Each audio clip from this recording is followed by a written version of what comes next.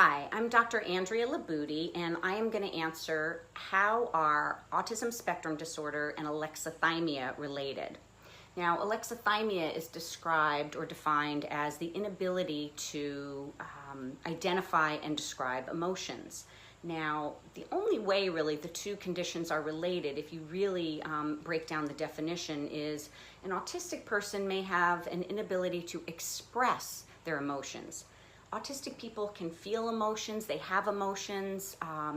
This whole idea of them lacking empathy and being able to feel is completely wrong, but they do have an inability to express because they have often language deficits and inability with expressive language. This topic is really important to me because I believe that autism is so misunderstood, and one of the biggest areas that it's misunderstood is autism and emotions. Now, my own son with autism has a tremendous ability to feel, far greater than anybody gives him credit for. You know how children or people can walk into a room and you can feel the vibe in a room?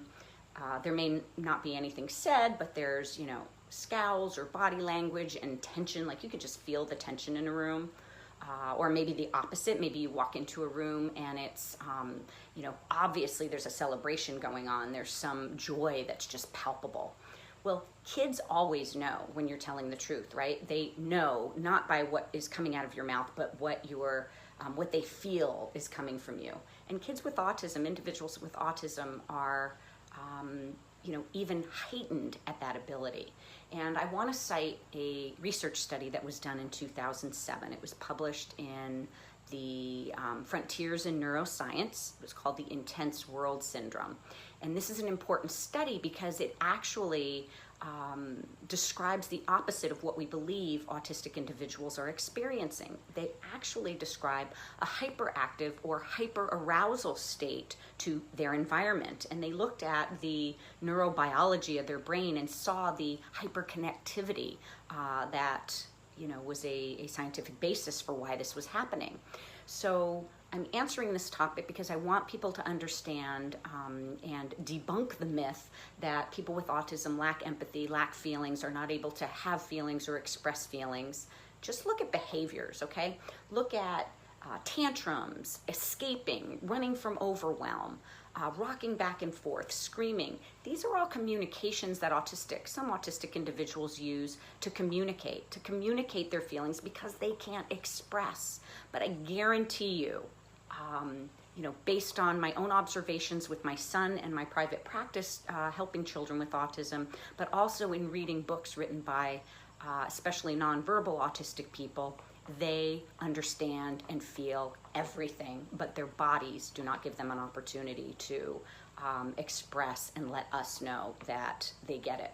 So if I could tell the world one thing based on this question, which led me to this one thing that I would like the world to know or embrace about autism, is this: what you see on the outside is not what's going on the inside of an autistic individual. So that, hands down, is across the board, including emotions, including empathy. So please approach your child or your student with the assumption that they feel and understand everything, because then your relationship with them will shift. So I am here really because I want to change how the world looks at autism. So if you'd like my answer, you can get more information that's related to this type of new paradigm view, if you want, about approaching people with autism on my website. It's www.andrealibutti.com, which is AndreaLibutti.com. Would love to hear any comments about your perspective on my answer. Thank you. Have a great day.